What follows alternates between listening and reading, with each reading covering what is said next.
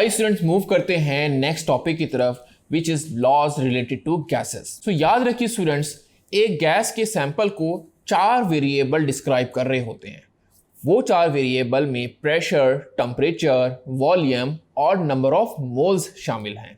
सो gas laws हमें इन्हीं 4 variables का एक दूसरे पे इफेक्ट बताता है। यहाँ पे मैं आपको एक इंपॉर्टेंट बात बताता हूँ कि अगर आप प्रेशर और वॉल्यूम का इफेक्ट देखना चाह रहे होंगे तो बाकी दोनों वेरिएबल्स यानी टेम्परेचर और नंबर ऑफ मोल्स को फिक्स कर दें। इसी तरह अगर आप टेम्परेचर और नंबर ऑफ मोल्स का आपस में इफेक्ट देखना चाह रहे हैं तो आपको प्रेशर और वॉल्यूम जो 2 वेरिएबल्स हैं उसको कांस्टेंट करना होगा।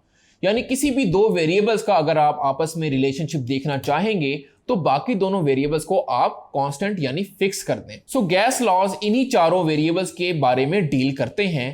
So we may define gas law as the relationship that expresses the influence of one variable on another with 2 variable constant are called gas laws. Gas laws की अगर हम बात करें तो यहाँ पे हम 2 gas laws को डिटेल में डिस्कस करेंगे। Number 1 is Boyle's law and number 2 is Charles law. तो आइए बारी बारी इन दोनों लॉज को डिस्कस करने की कोशिश करते हैं। Thank you.